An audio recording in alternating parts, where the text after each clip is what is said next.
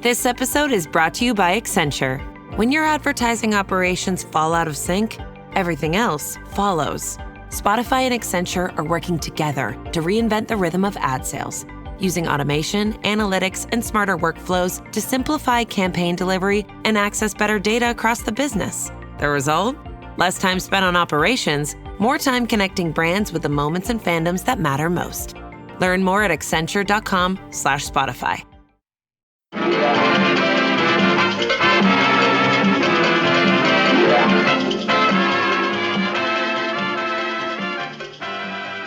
Hi there. Welcome to The Best Worst, a celebration of the best and the worst of the television we love. I'm Joseph Fink, and with me, I'm Meg Bashwiner, and we love TV. So we created this show to explore what we love about popular TV shows by watching both the IMDb viewer best rated and worst rated episodes of a quintessential series. Because, TV used to be really different, and let's explore that. Why not? Why not? We have some rules for what counts on this podcast. First rule of Best Worst is that you don't talk about Best Worst. Except please do. Tell all your friends. Yeah. The second rule is not the face. No. The rules that we've set out is that each show must have at least 100 episodes. We have excluded premieres and finales because they tend to have inflated ratings, and we want to watch the television show at its absolute best, not at its most important or cliffhangery. And that's what we got. Let's get to today's show, considered a classic. You might hear our dog in the background. She's clinking around. Let's get to today's show, which is... It's I Love Lucy, which ran for 6 seasons, 181 episodes from the year 1951 to 1957. Yeah, we're really going back because this our oldest one before this was the 80s. So we have jumped back 30 years here. Yeah, which feels really important to do for the show because in a lot of ways, I Love Lucy it's foundational to what we know as television today. It's foundational to sitcoms. It is the beginning of the television art form, in my humble opinion. And it came out before our parents were born. But I think we both did this, which is we both grew up watching this show, right? Because of Nick at Night. Yeah, I would wager to say I've seen all 181 episodes of this show. Definitely more than once. Probably. I mean, I used to just watch whatever was on Nick at Night. So I've watched a lot of Bewitched. I watched a lot of I Dream of Jeannie. But I definitely watched a lot of I Love Lucy. And I remember I Love Lucy being hilarious. As a kid, I found it so funny. Yeah, same. I was always stoked when it was on. Like sometimes with Nick at Night shows, you'd be like kind of like womp womp. I'd rather it was something else. But I Love Lucy was one that I was always down for. But I will say, going into this, you seem to dread it. I was optimistic. I was like, I remember I Love Lucy being very funny. And you were like, there's no way it's good. I was like, there's no way it's good. I'm not going to say there's no way it's good because every television show is standing on the shoulders of I Love Lucy. So you can't judge a fish on its ability to run or whatever that saying is. But that's definitely the saying. It's definitely the saying. But this show, I was apprehensive going into it because I knew that it was not going to hold up to the standards of modern, what is appropriate to put on television, what is appropriate to say about women and race and all of the above. I mean, I was ready for that stuff, especially, we'll get into this, but the worst episode originally looked like it was going to be an episode that was possibly very racist, and I was kind of dreading that. I was expecting it not to hold up on social level, but I thought it would be better, if I'm honest. I thought it would be funnier than it ended up being. Yeah, exactly. And then, and in terms of craft, I think for its time, it's remarkable. It absolutely is remarkable. Watching it now, it's almost unwatchable.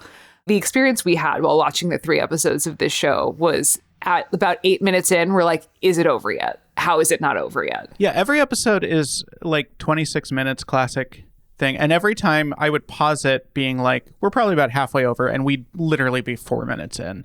The show, the pacing is so much slower than I remembered.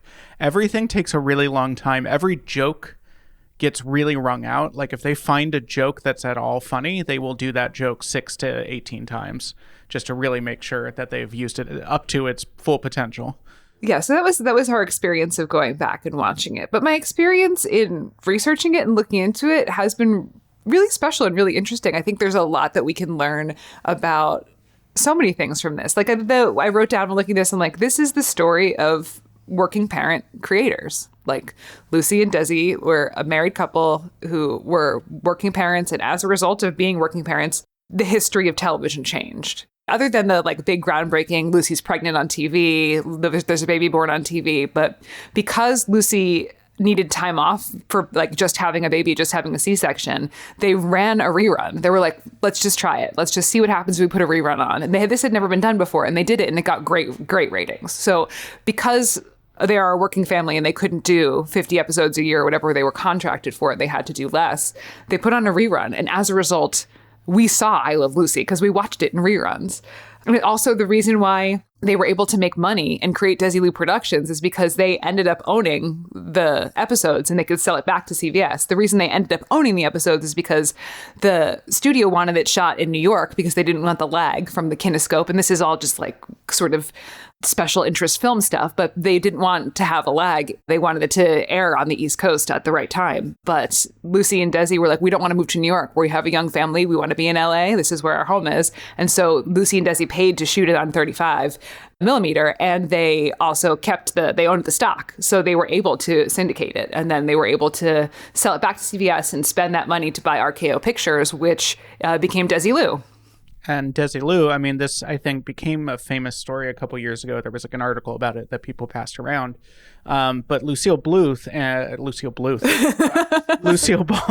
I guess that's a sign of the kind of sitcoms I grew up with, is that the name Lucille just automatically goes to Bluth for me now. Lucille Ball and Desilu was directly responsible for Star Trek. Star Trek was a Desilu production, and by all accounts, Lucille Ball was heavily involved in creating the pilot. So Star Trek would not exist without Lucille Ball. When I think about my understanding of Lucille Ball was like, oh, Desi was this famous guy and Lucy was his wife. That's just because that's how it's presented on the television show. But in reality, the reason I Love Lucy exists is because Lucille Ball had a very popular radio show. And it was, I guess, I don't know, optioned. I don't know if they used that word then, but it was optioned to become a television show. And she's like, why don't we use my real husband?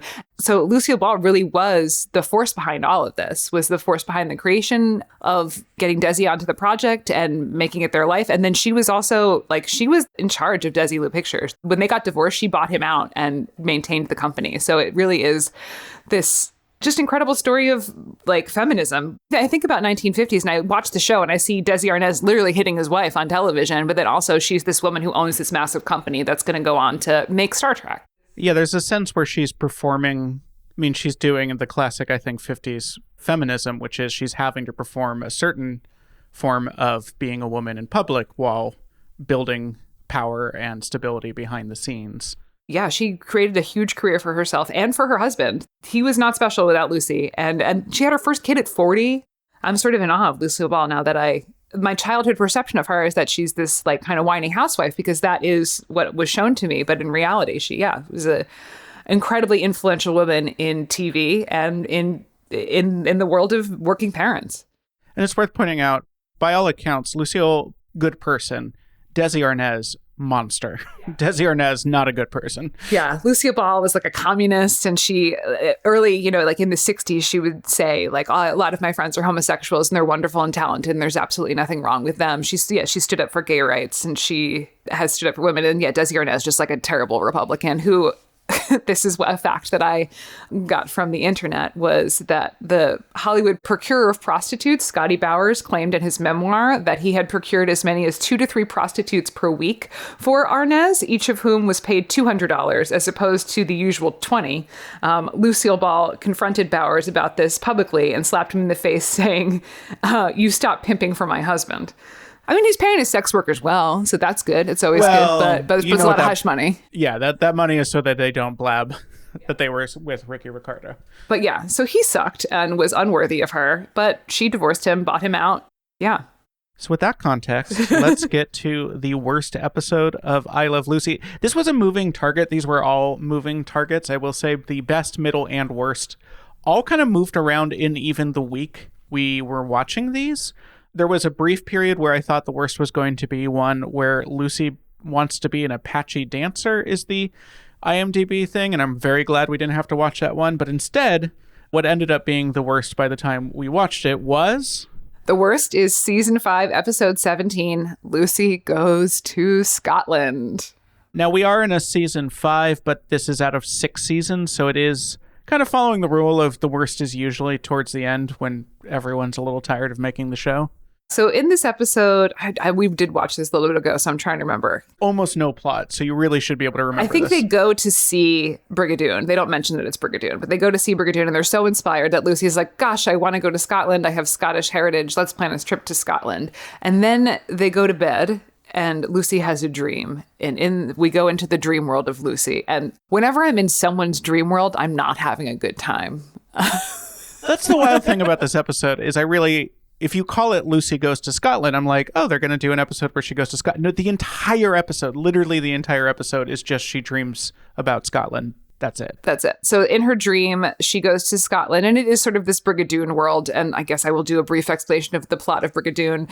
Brigadoon is a story about people who go to Scotland and they end up in this Scottish town that only exists for one day every 100 years. And one of them falls in love there, and there's like a whole story there. But it is this like sort of big Scottish musical celebration. Yeah, in this case, it's a Scottish town where a McGillicuddy, which is Lucy's maiden name, which is actually an Irish name, but whatever. a McGillicuddy, a member of the McGillicuddy family has to be fed to a dragon like every certain number of years, 3 years, I think. And they haven't had a McGillicuddy, so the dragon's been destroying the town. But Lucy, the American, who's from the McGillicuddy, shows up, and so they're like, great, we can feed Lucy to the dragon. The dragon played by Fred and Ethel in a fun little theatrical, kind of one of the only fun things in this entire goddamn episode is that Fred and Ethel are the dragon, and Ricky is the local Scottish hero who's going to save her.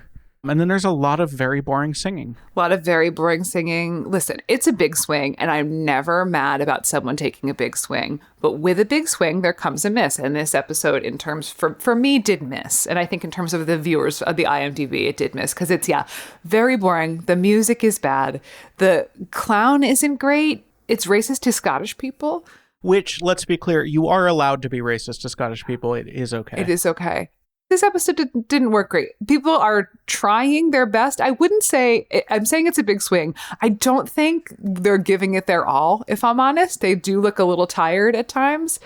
They make a whole new set, so they're not in the living room set. Yeah, the entire thing is on a classic Broadway style set. I think it was just because it's on a soundstage, it's built like a Broadway set, lit like a Broadway set. You're just watching a filmed Broadway show if a Broadway show was not good. Well, it's still multicam. So it is still multicam. I don't think there's changing of camera angles. I think it is mostly an unbroken shot of the performance. It was multicam, but not in the pretty way that it looks in their living room set. I think that they really knew how to light the crap out of that living room set, and they really knew where to put the cameras in that room to make it look cool. But this, because they're on a different set, I think that it does come off a bit clunky as far as how it looks. I also can't emphasize enough how much of this episode is not jokes and is just singing of straightforward songs. I do get the feeling from the episodes we watched that maybe Desi had in his contract that he gets to sing a lot because he was a singer, but he just spends probably a quarter of this episode just singing some ballads that have zero jokes in them.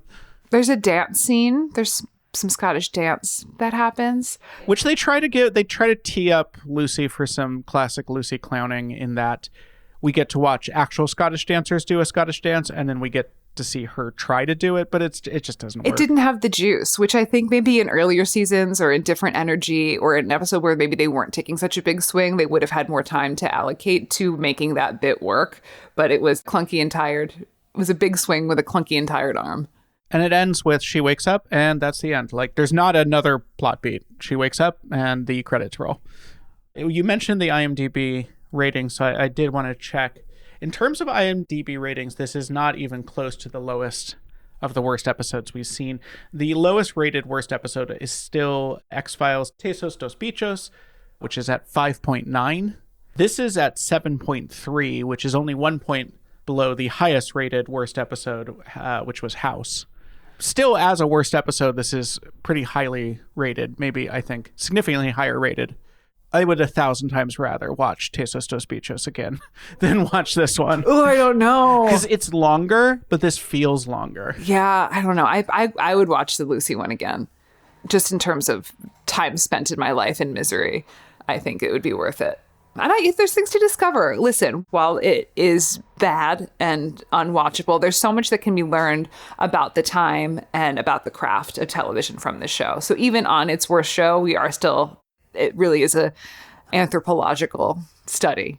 I didn't get that they were riffing on Brigadoon, so I just was like, there's no setup for this dream. They briefly mentioned Scotland, and then she just has this whole dream, and I'm like, what's the setup for, like, there's no setup for, like, dragons, there's no setup where it's like, oh, I understand why she would have this long, complex dream. They were riffing on Brigadoon. I will say, I think if I'm remembering correctly, in this season, Lucy travels a bunch. There's like an Italy episode. She meets the Queen. The very next episode after this one is called Lucy Goes to Paris. Yeah. Which I don't know the plot of. I don't know if that's also a dream. But yeah, I think they were sort of touring Europe with these episodes. We'd have to watch them to find out, but I'm not going to do that. So the entire series was written by 3 writers for the most part. There was Jess Oppenheimer, Bob Carroll Jr., and then actually a woman writing, which was probably pretty groundbreaking in 1951. But Madeline Davis is a credited writer on every single episode. They wrote the first, I want to say 4 seasons, just the 3 of them. On season 5, when this has come in, they've added 2 more Bobs. More Bobs have appeared, yes. I will say Madeline and Bob Carroll Jr. were writing partners for 50 years, and they wrote the original radio show that Lucy was on that was adapted for television. So, again, it is one of these things where I think about Madeline writing these episodes, like there's just so much patriarchy. But she's there. She's there writing a television. She's writing one of the most foundational television shows in history. She's out there doing it. She died at 90 in Bel Air. She is a credited writer on Will and Grace because they did a riff on an I Love Lucy episode. Like, she presumably made a significantly good living from this show. A career that, like, many men would be envious of, and a legacy that many men would be envious of. Yeah, I just think about her writing these shows, like writing about Lucy so desperately wanting to be on television, so desperately wanting to be a star, and her just being in the shadow of her husband. And I think about, like, this powerhouse woman who's just writing these shows. Yeah, that seems to be, I think, the theme of I Love Lucy here, is that there's sort of a performance of one type of relationship with the actual relationship hidden behind the scenes. By which I mean it's an unintentional theme of I Love Lucy. And then, so Jess Oppenheimer was the writer on this, and was the producer of this, was considered the brains of I Love Lucy. Of course he was. Couldn't be the one who wrote the radio show or the one who starred in all of the episodes and who, like, the show was built around. I think Jess Oppenheimer did work on the radio show. Okay. He's our modern day showrunner, is Jess Oppenheimer. I mean, it makes sense. If you're moving from a radio show, you need a guy who, like, knows something about TV, even if, like, TVs weren't a thing. I looked up is that in 1946 there were 8,000 households in the United States with television, and by 1960 there was 47 million households with TV. There's this 14-year period where television becomes a household item, and that's when I Love Lucy is happening. It's really hard to state, like, how new all of this was for both the people watching, but also presumably the people making. There wasn't this idea of what TV is. They had to kind of figure that out as they go. You know, it reminds me, much smaller stakes, but it does remind me of kind of the journey podcasting has taken in the last 15 years or so, where when we started Night Vale, there was this sense of, like, no one knows how this works, and you're going to have to kind of figure it out. And now there is a pretty clear model and business for, like, here's how podcasting works. And I think that was a similar journey that television was going through during the time that I Love Lucy was happening. And so going back to it, they did this came from radio, moved from radio to television, was adapted for it. And sitcoms were new. The rerun didn't exist, right? Like, shooting TV on 35 millimeter was unheard of. It was all broadcast live. There was the technology, the kinescope, which was able to capture a live broadcast to be rebroadcast again, but the quality sucked.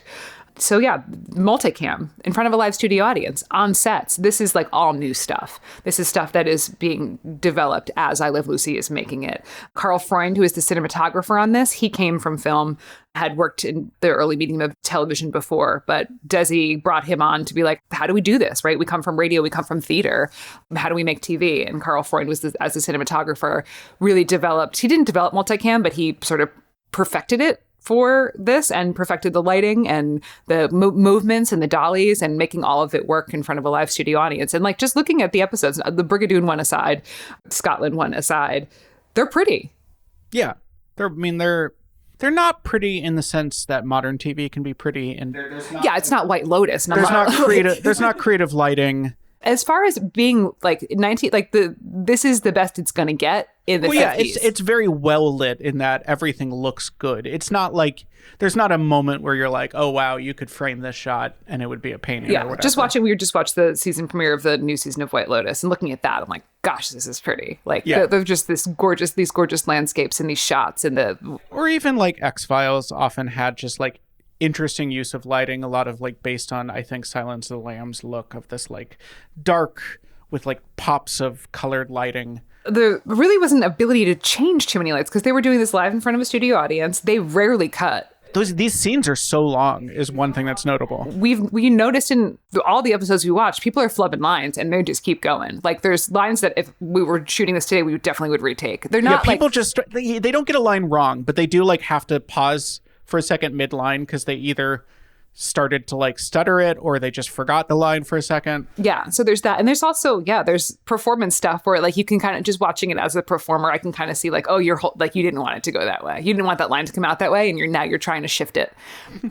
Yeah, it is just so different in that sense that like it really, we talk about in previous episodes, the transition from theater to television where we get it today. And this really is like step one. This is the ground floor of that. So it looks a lot like theater. But again, there is all this Karl Freund making cinematography for television in front of a live studio audience. So it's cool to watch this. I talked a lot of shit about it while we were watching it, but in the research of it, I was really able to contextualize it. And it's really cool and really big and really important.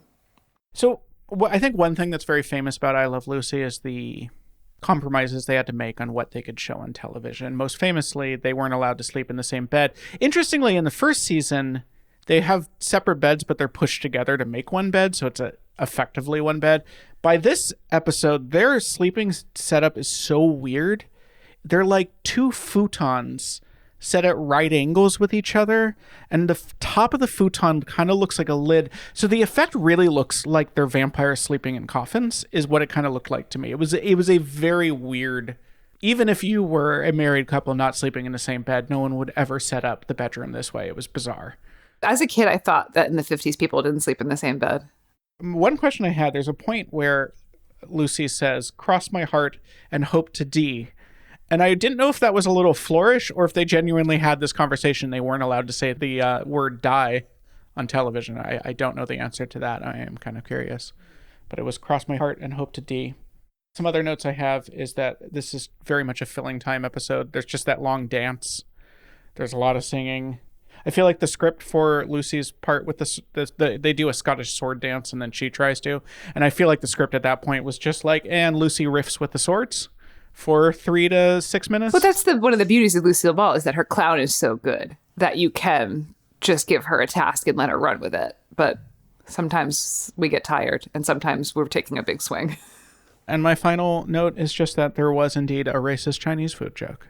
There was the classic, like, you're hungry 2 hours after eating Chinese, which I truly don't understand what the basis of that joke is, as I find Chinese food, even American Chinese food, quite filling. So I don't understand that, but they have that old classic racist joke in there. If I'm eating a meal, I'm not going to be hungry 2 hours later. Yeah, the modern version of this that isn't racist is the like idea that after a fancy restaurant, you have to go get a burger because they don't get enough food. And we have eaten at a number of fancy restaurants, and I always leave so stuffed. There was one time you threw up mid-meal. You were so full. Yeah, like they give you so much food. I understand why people think that if they've never been, because they look at pictures and it's like a tiny piece of food on a big plate. But you have to understand that they give you like 50 of those, and you are so full by the end. We got to... Frizz, breakage, or split ends? Meet your match. The K18 Molecular Repair Hair Mask delivers real, lasting repair. Its patented K18 peptide reverses damage on the molecular level, leaving hair soft, strong, and bouncy in just 4 minutes. So that damage that's been stressing you out, you'll see it disappear after just one use of the mask. Shop at Sephora or get 10% off your first purchase with code SPOTIFY at K18hair.com. Get to our intermission, which is how is that theme song. The theme song's good. It's iconic. I think watching Nick at Night back to back as a kid, falling asleep to that intro. I think it's a good theme song. Yeah, I would say as a item of nostalgia, as a thing that reminds me of other things, it's great. As a song, for me, it's a C. Okay. It's fine. If someone put that on a record, if they were like, listen to this old song and you had no attachment to it, you would not find it good, I don't think. Yeah. And it doesn't have any lyrics. It's just very like generic big band music. It does not. Yeah, I mean, it's fine. It's totally okay. I wouldn't hate it, but I think without nostalgia attached, I do not think it's that good. I think you get in, you get out with it. And yeah, and there's very much nostalgia attached to it. So that's how I feel the theme song. I'm going to give the theme song a B. Okay, that is fair. All right, now we get to the best, which is what? Season 1, episode 30. Lucy does a TV commercial. According to the TV Guide in 1997, this is the second best TV episode of all time. And they were fucking wrong. Like, what are they talking about? Well, I will also say that this episode, when it aired, was watched by 68% of the television viewing audience at the time. Anyone who was watching TV while this was airing, 68% of them were watching this show. There was at a time where there was 3 networks, right? So it was a choice of this or 2 other things. And this was probably the most entertaining of those 3. They also, I don't even know if there was things airing on every network all the time at that time. So it's possible this was like the only choice. This or the test pattern. Give us that summary. This is the summary. So Ricky has to find someone to do a TV commercial for his TV show. Lucy wants to be the one to do it. And Ricky's like, no, we need a professional. And then Lucy finagles her way to get to be the girl in the commercial. And the commercial is for Vitameat-A-Vegamin, which we learn has a high alcohol component, but no one tells Lucy that. No one tells the director that. Basically, just the producer knows that it's got 23% alcohol or whatever. And Lucy comes in. She's looking great. She's prepared. She does a couple takes of it, and she does a really great job. If there was no alcohol, if it was a perfect world, she would have nailed that commercial. She would have absolutely nailed that commercial. But the director has her do a number of takes. And while she's doing the takes, she's sampling the product. She has to sample the product a few times because she hates the taste of it at first and she's having trouble trying to hide that. But she does get there where she can hide that. But at that point, she has had so much Vitameat-A-Vegamin that she is wasted. She is wicked pissed, as they say in the University of Massachusetts Amherst dorms. So Lucy is drunk, and then Ricky comes and finds her because Ricky's like, where's the commercial girl? And he's like, oh, no, Lucy, you did this bad, Lucy. And then they start the show, and Lucy's so drunk, she stumbles out on stage, and it's a whole big mess. Yeah, you left out, there's a lengthy first scene where Lucy is trying to convince him to let her be the commercial, and at one point she like does a fake Philip Morris commercial she empties out their television and gets inside it and does a fake. That's like the first 10 minutes. The actual core clowning bit, which is quite funny, I think that one bit holds up really well, is at most a third of this episode, and the other 2/3 are not that. The commercial bit is a good bit. The Vitameat-A-Vegamin bit is good. It's not hers. We learned that it was a Red Skelton bit that he lent to her for the show. She does a great job with it. She's an excellent clown. I think putting this sort of clown on TV, there's definitely you're a step out of it. I think if you're on stage with it, and it's going to have a bigger audience response, but the audience does respond to it really well. Well, because they are in the room watching it live on stage. And then us at home, I think we laughed a few times. Yeah, I mean, undeniably, Lucy is doing some great face performance. Her performance of it tasting bad, her performance of being drunk, she's doing some very funny face work. Red Skelton. So Red Skelton was a classic vaudevillian radio comedian. My grandma had on VHS the best of Red Skelton, which I one time watched in that way that when you're a kid, you just eventually watch all the VHSs. Even as a child, almost unwatchable. Very bad. That's my Red Skelton story. Let's look at briefly the rating. So this is coming in at a 9.5, which actually is not as high as some of it's sort of in the middle of what we've done so far. Both The Office's Stress Relief and House's Head are significantly higher rated than this by modern viewers, which makes total sense. Some notes I have. This is one where Desi is really struggling with lines in the first scene. He flubs a couple of them and really just seems to be struggling to get through his lines. Ethel, Fred and Ethel, not in this episode at all. And I missed her. I did. Some notes on them. So Vivian Vance, who played Ethel, was a Broadway performer who was brought in by the first director of I Love Lucy. They had a kind of a different director every season, it looks like. But the first director had worked with her on Broadway. The person that Lucille Ball wanted to cast had a drinking problem that was well known, and so the network refused to let her be cast. And then William Frawley, who played Fred, also, I think, a very well-known Broadway performer at the time, 22 years older than Vivian Vance, and did also have a drinking problem, but the network let him on. And Desi apparently had a very stern talk of, if you ever show up drunk on set, you will be fired instantly. And he never did. He showed up on set sober and prepared every single time the entire run of the show. However, Vivian and William, Ethel and Fred, hated each other behind the scenes. And it was a pretty genuine, deep hatred. Which I think you can see, but I think that's maybe works for the characters because they're supposed to be this sort of, this couple that doesn't really get along. Yeah. Yeah, but there is an interesting chemistry there. Anyway, that chemistry is not in the best episode of I Love Lucy because Ethel is just gone. And I can find no behind-the-scenes explanation for why Ethel is not in this episode. There is an in-universe explanation that she's visiting her mother, but I could not find any explanation of why Vivian Vance wasn't there, other than maybe they just didn't have anything for her to do. I mean, Fred's barely in it, too, so I guess they just didn't have a lot of Fred and Ethel for this one. Oh yeah, Ricky intentionally electrocutes Lucy in the first scene where she's inside the TV. He plugs in the TV, which causes it to pretty badly electrocute her. Yeah.